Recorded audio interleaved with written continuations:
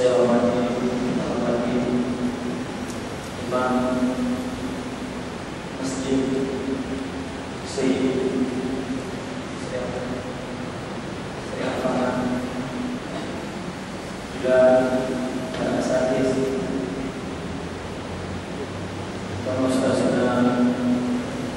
dan ustaz Syekh Jaludin, para hadirin dan hadirat muslimin dan muslimat, terutama pada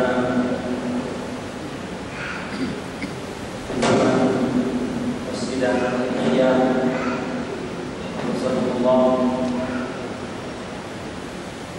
alhamdulillah, pada malam yang sangat penuh barokah. Sejak maghrib kita melakukan sholat diskusikan, baca yasin,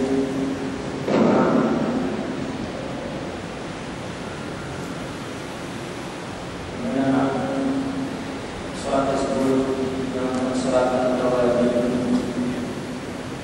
dilakukan oleh Rasulullah SAW.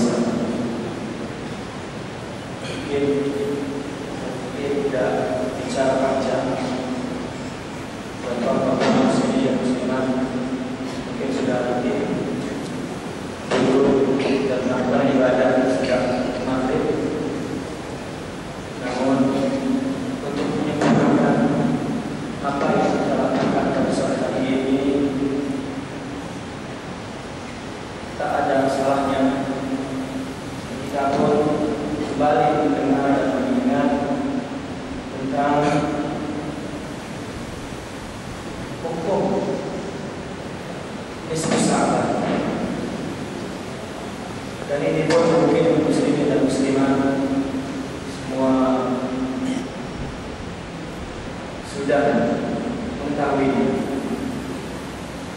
Namun sebagai peringatan agar kita tidak lupa, alangkah sempurnanya majelis diskusi sahabat ini kita tutup dengan kembali mengingat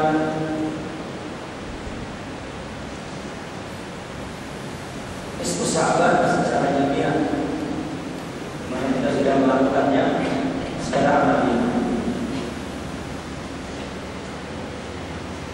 Insyaallah tidak menggunakan waktu yang panjang, tidak menuturkan semua hadis-hadis yang berkenaan dengan diskusi sahabat, hanya sebagian saja. Pertama, belakangan atau katakan di abad ini, apabila menyongsong, menyambut atau mendekati diskusi sahabat, ada satu peperangan yang dahsyat. Peperangan pandangan antara yang membid'ahkan dan melarang, haramkan melakukan diskusi sahabat. Ini rasanya terjadi di seluruh negeri Islam. Jika sudah dekat pertengahan Sya'ban, sudah banyak terjadi peperangan, ma'arakah.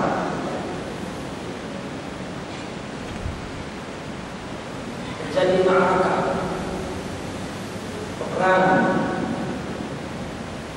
di mana mereka berusaha untuk menghentikan langsung kegiatan yang telah dilakukan oleh sebagian besar umat Islam berabad-abad sejak zaman salafus saleh sampai hari ini.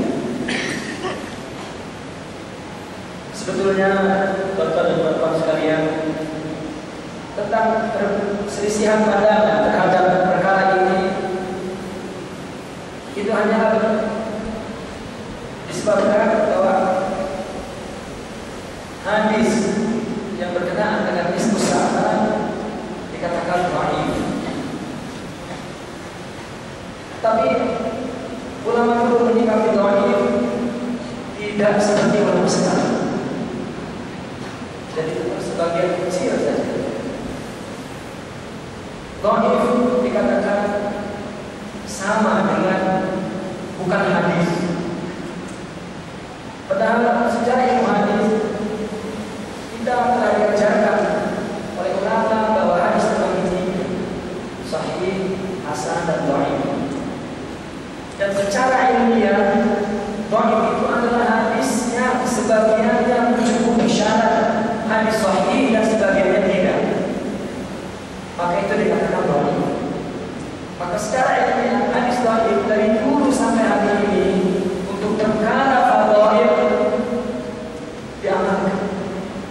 Hadis dhaif yukhaf, hadis dhaif adalah ma'mul, diamalkan. Utamanya bagi orang yang ingin menambah, ingin melakukan ibadah keutamaan.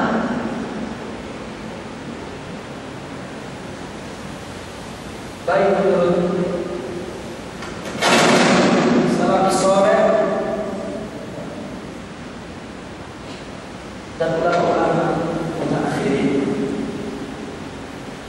Jadi sekali lagi, yang dhaif adalah sanad, adapun matanya dan sejarah pengamalannya sangat kuat. Itu sebabnya bahwa dhaif di sini adalah hadis yang telah sebagian yang telah mencukupi syarat kesahihan, namun sebagiannya lagi tidak mencukupi syarat kesahihan.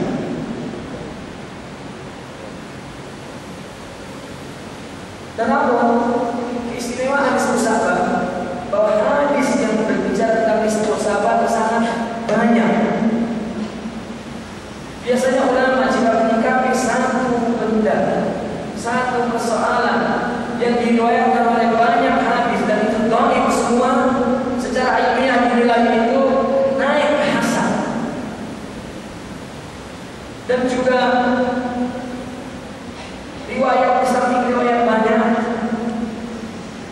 pekerjaan sahabat ini diikuti apa demi apa oleh banyak orang yang secara akal tidak mungkin kebodohan itu, kesalahan itu berulang-ulang.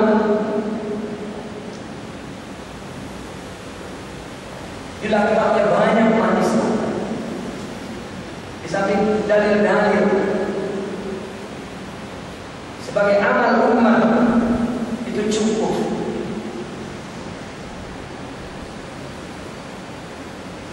Hadis dhaif tidak pun ditambah dengan banyaknya riwayat dan diamalkan berabad-abad oleh banyak orang. Tetapi dalam hadis dhaif itu boleh diamalkan dalam masalah fadhail.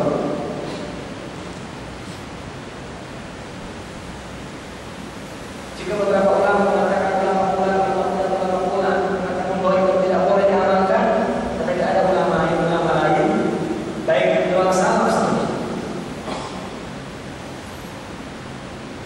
seperti Imam As-Sawri dan Imam Ibn Uyainah, bahkan Imam Ibn Hanbal, mereka membolehkan. Ibn Mubarak, bahkan Imam Ibn Taimiyah di dalam Majmu' Fatawanya, beliau membolehkan dan menghargai keutamaan alam musabah. Kalau ulama kontemporer misalnya, ulama tidak membolehkan, ulama kontemporer pun seperti Syekhuna Dr. Ali Jum'ah dan Syekhuna Syekh Abdullah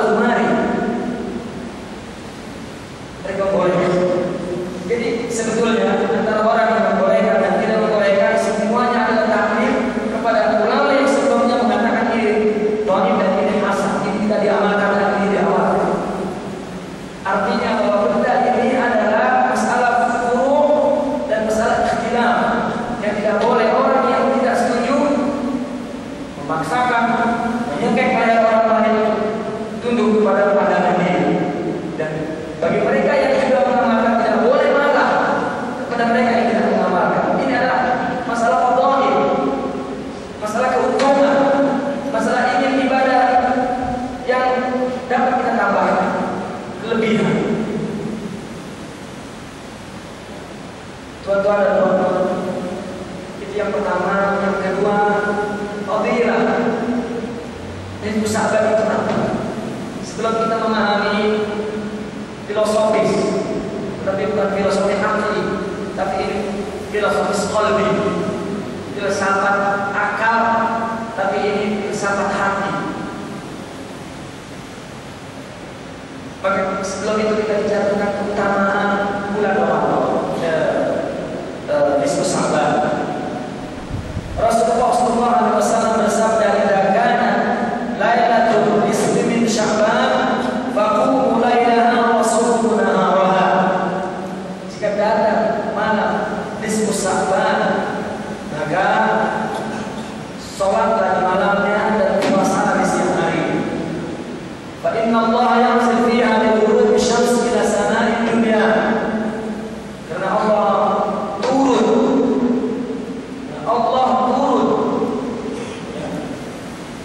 mulai ghurub matahari ke langit dunia.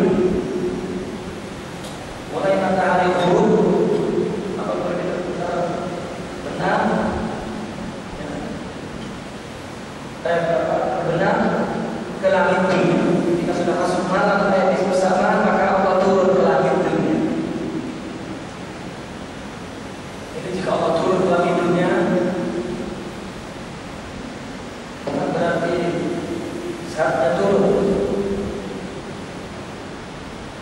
Kalau seorang raja mengatakan misalnya, silakan Anda buat satu perhimpunan nanti akan saya akan kunjungi ke sana. Mungkin yang mengunjungi adalah bukan kerajaan, atas nama kerajaan mengunjungi. Lalu kemudian Allah berfirman, "Ana min mustaghfir wa aghfir lahu." Adakah pada malam ini orang yang memohon ampun? Aku akan mengampuninya. Pertama, "Ana min mustaghfir fa arzuquh." Adakah orang yang memohon rezeki? Aku akan bagi rezeki. "Ala min mubtala fa u'afi." Adakah orang yang tengah mengalami bala musibah, sekarang akan aku hilangkan musibah itu. Tidak hanya itu, banyak lagi dalam riwayat ala kada hatta yatla'ul fajar, sampai pagi hari, sampai besok malam. Seharusnya malam ini kita buat ihya lailatul nisfi min Sya'ban. Kita berjaga malam 10 malam dengan mohon doa-doa yang Allah firmankan pada malam ini. Apa saja yang kau minta akan aku bagi. Itu salah satu keutamaan. Maka ketika pun kita membaca Yasin tadi, kita mohon ampun agar dosa kita diampuni, agar kita mendapat rezeki dan agar kita ditolak bala. Karena tiga itu kelihatannya yang paling menjadi harapan dan pikiran manusia. Dosanya tak punya, uangnya banyak dan tidak sakit, tidak ada musibah.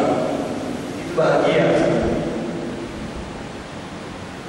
Kemudian dalam hadis lain, Allah datang pada malam ini kepada hamba-Nya untuk memaafkan semua dosa hamba-Nya kecuali dosa-dosa besar. Muslimin dan muslimat.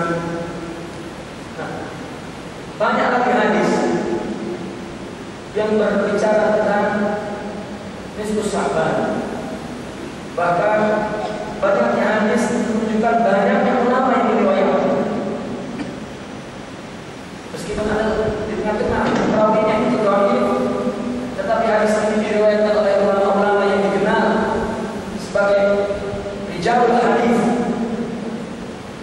seperti Imam Ibnu Hanbal, baik Al-Baihaqi, Tirmizi, Tabrani, bahkan Al-Imam Anas bin Malik, Imam Malik bin Anas. Ini pun meriwayatkan hadis tentang malam nisfu Sya'ban. Tuan-tuan dan puan-puan, nisfu Sya'ban yang sering kita katakan bahwa nisfu Sya'ban ini adalah pergantian kitab. Pergantian kitab, di mana kitab yang lama akan ditutup dan kemudian akan dibuka kitab yang baru. Sehingga kita diminta untuk memohon agar tulisan-tulisan yang di dalam kitab itu mau ditutup agar dihilangkan, dihapus, diganti dengan tulisan yang baik. Dan Allah membukanya permohonan-permohonan itu di malam ini.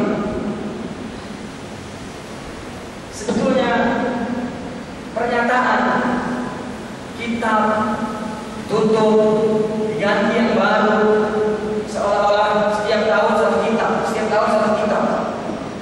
Itu adalah satu ungkapan takrim lil aql. Satu ungkapan agar dipahami oleh akal. Di mana kalau dijelaskan bahwa tulisan dirubah yang buruk menjadi baik, kemudian ditutup kitab lama dan isinya baik, kemudian diganti dengan kitab baru, itu sangat dimengerti oleh kita.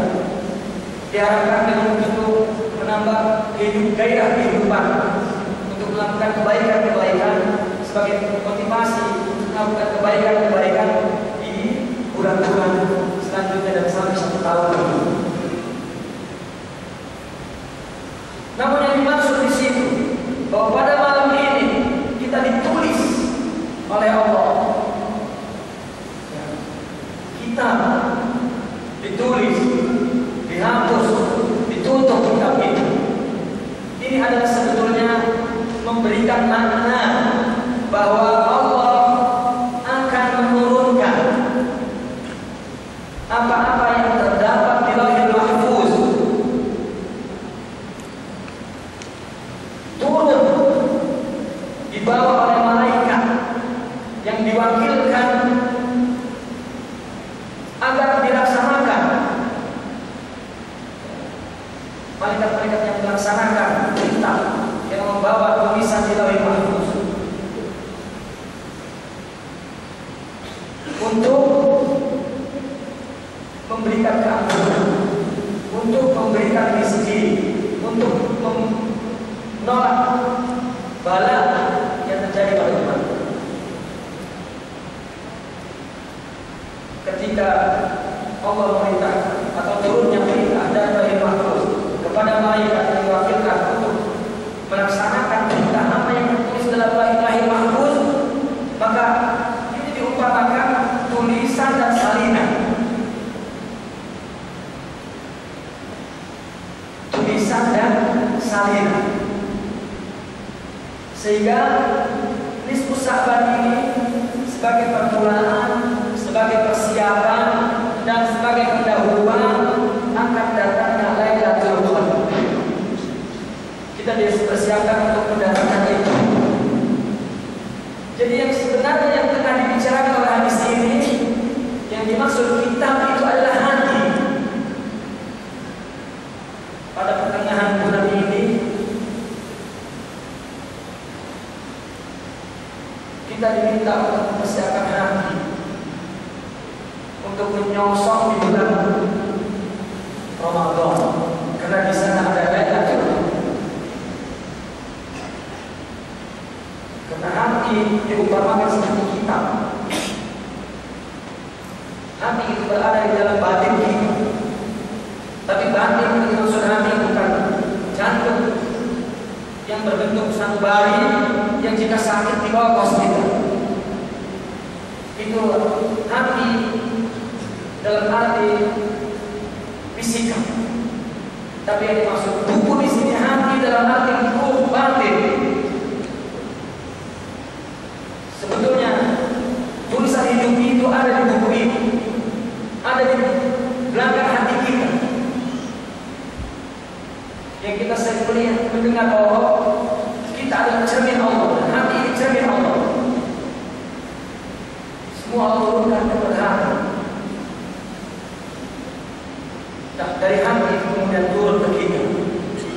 Rasulullah SAW bersabda, "Kita saluh hal jasadu kullu wa idza fasada al jasadu kullu ala wa hiya al-qalb."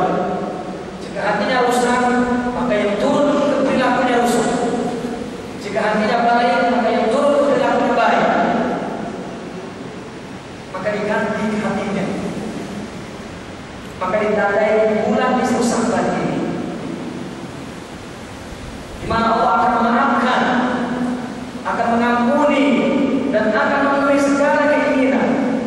Seolah-olah ini adalah pintu yang terbuka untuk hati, untuk mengganti hati yang baru. Seorang yang mungkin tadinya berbuat buruk, hatinya rusak, tapi ketika orang berbuat baik, hatinya baik. Jika orang ingin memperbaiki hatinya pada malam ini, hendaklah jangan tidur, memohon kepada Allah apa-apa yang kita mohonkan, terutamanya sebagaimana dalam hadis, minta diampun dosanya, minta dikasih rezeki, baik rezeki rohani dan rezeki jasmani. Kemudian minta agar kita ditolak bala, dan selepas itu apa-apa saja yang kita inginkan. Tetapi yang berkaitan dengan sesuatu yang boleh membantu kita untuk ibadah, melakukan taat kepada Allah Subhanahu wa Ta'ala. Dengan begitu, bahwa nisfu Sya'ban ini adalah persiapan akan datangnya bulan Ramadan dan datangnya Lailatul Qadar, yang Lailatul Qadar itu lebih baik daripada 1000 malam dan 1000 bulan. Itu salah satu pengertian tentang bergantinya kitab. Dan ditulis dan disalin, tulis salin, disalin ke buku baru, yaitu menyiapkan hati baru. Karena Allah memerintahkan yang di Lauhul Mahfuz akan turun oleh malaikat dengan memaafkan kesalahan-kesalahan sebelumnya, dan akan menolak bala-bala sebelumnya, dan akan memberi rezeki baru, rezeki kekuatan, rezeki daya, rezeki paham, rezeki iman, dan lain sebagainya. Tuan-tuan dan puan-puan, banyak lagi ulama memberikan makna tentang Al-Kitab wa Nasr, tulisan dan salinan di pertengahan bulan nisfu Sya'ban ini. Karena Kitab wa Nasr itu sebuah simbol, bukan betul-betul ada tulisan dan salin. Kalaupun itu betul, itu pun adalah sebuah anugerah dari Allah Subhanahu wa Ta'ala. Yang terakhir, bahwa pada malam ini kita diminta untuk berdoa, di mana Rasulullah SAW pernah bersabda bahwa pada saat itu di rumah Sayyidah Aisyah, Rasulullah bersabda, Jibril telah datang kepada, dan Jibril berkata bahwa malam ini malam Lailatul Sya'ban. Maka malam ini malam yang akan diselamatkannya orang dari neraka. Jumlah diselamatkan orang yang di neraka itu berada di syuhudi ghanam Bani Kulaib. Pada saat itu satu suku di Madinah bernama Bani Kulaib, dikenal sebagai satu suku itu mempunyai kambing banyak. Satu orang mempunyai ratusan kambing.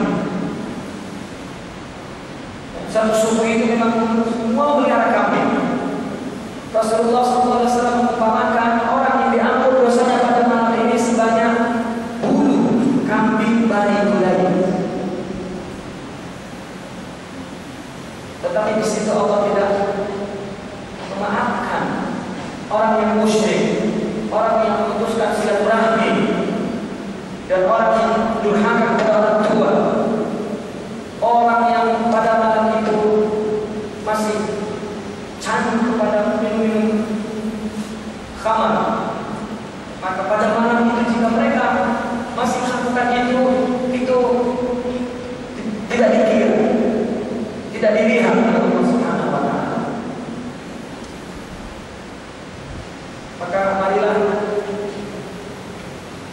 pada malam ini kita masing-masing balik ke rumah, jangan melakukan sesuatu yang lain kecuali zikir dan doa.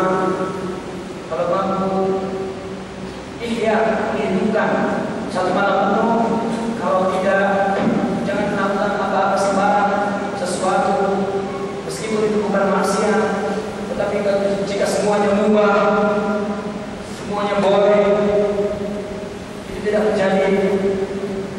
kami jadikan malam ini menjadi malam yang berharga.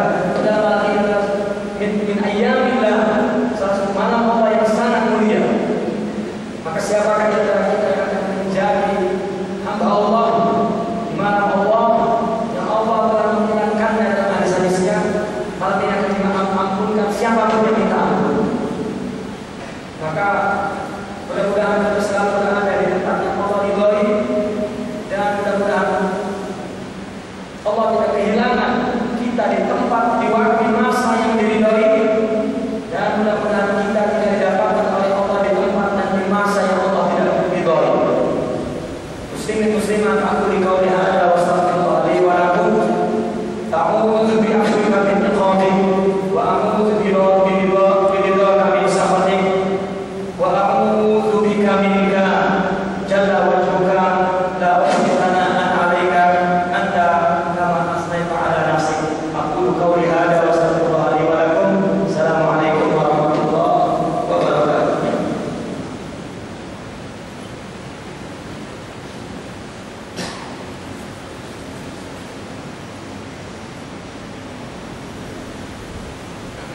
Kemudian ada permohonan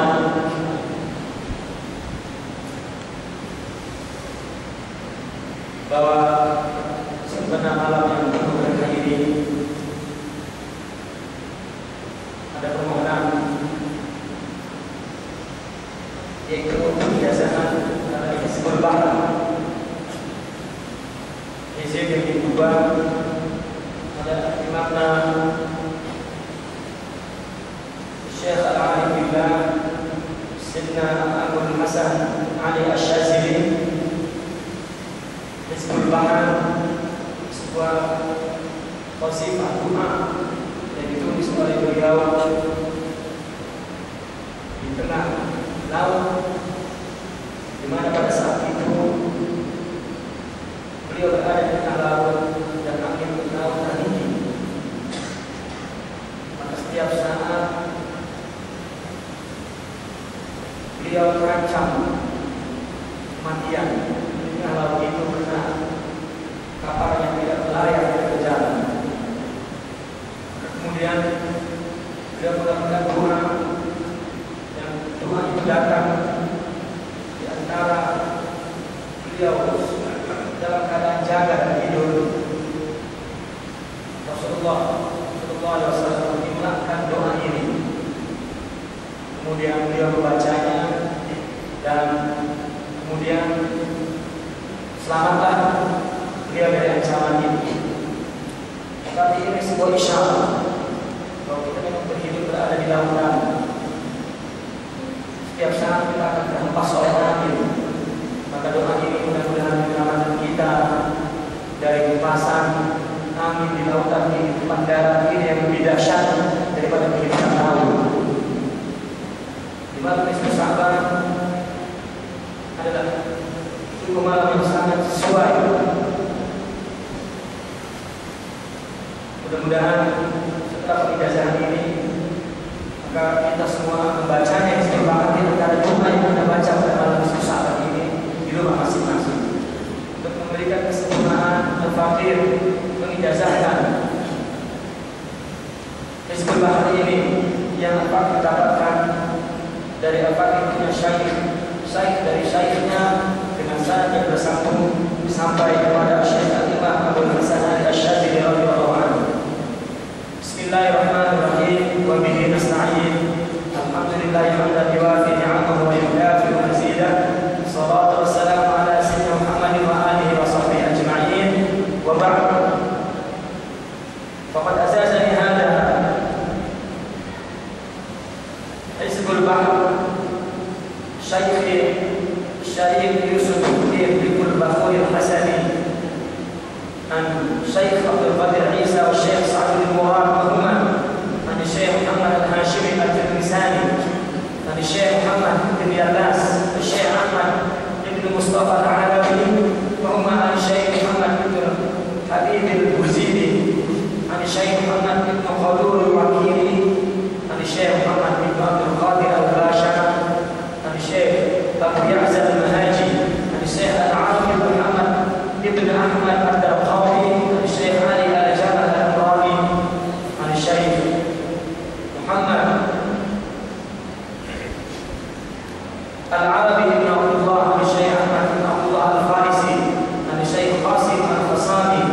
Syekh Muhammad bin Abdullah Al-Badawi, an Syekh Ali As-Haji Ad-Duwari, an Syekh Ibrahim Al-Faham, an Syekh Ahmad Zarruq, an Syekh Ahmad Al-Khadrami, an Syekh Yahya Al-Qadiri, an Syekh Ali bin Wafa, an Syekh Muhammad Wafa Bahr As-Safa, an Syekh Dawud bin Bakhri, an Syekh Ahmad bin Athaillah Sakandari, an Syekh Abu Abbas Al-Musi, an Syekh Al-Imam Abu Hasan Al-Shazili.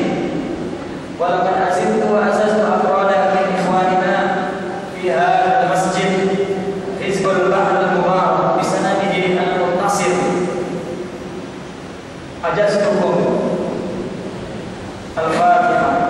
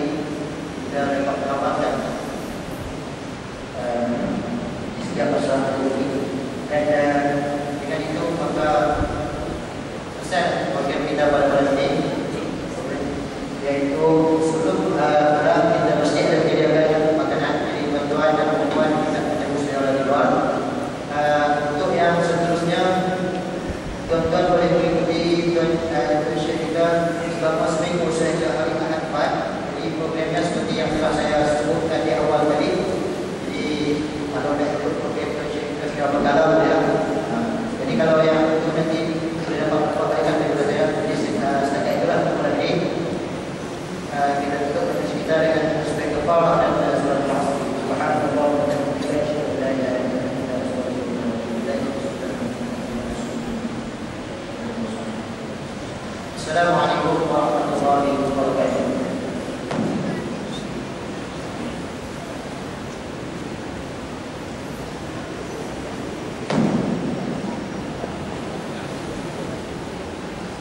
Saudara ibu untuk pada sekolah makanan dah disediakan untuk anda pada sekolah.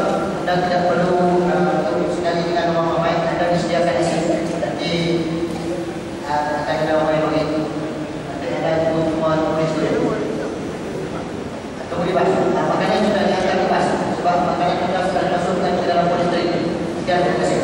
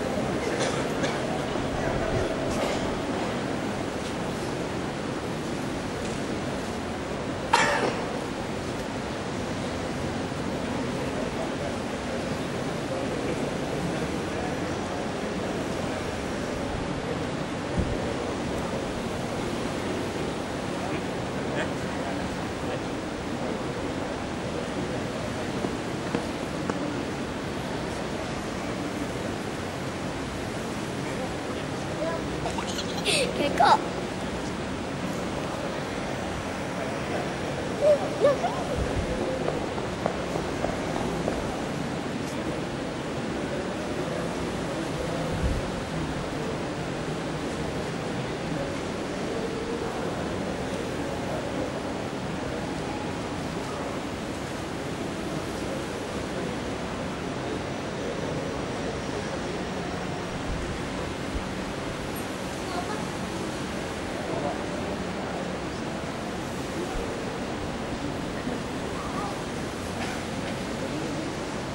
Ini buat sesi je lah. Oh, usul untuk dapatkan satu untuk adik Ihya.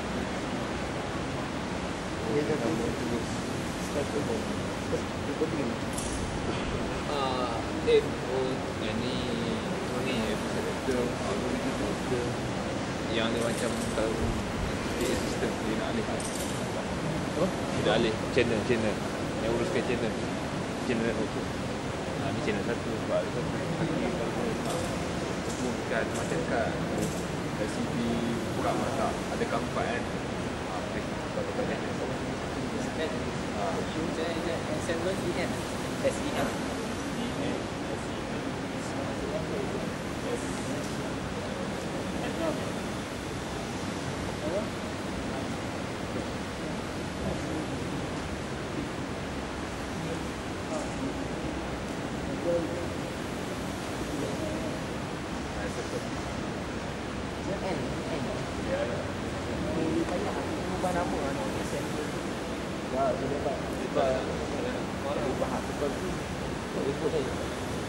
Memang dah.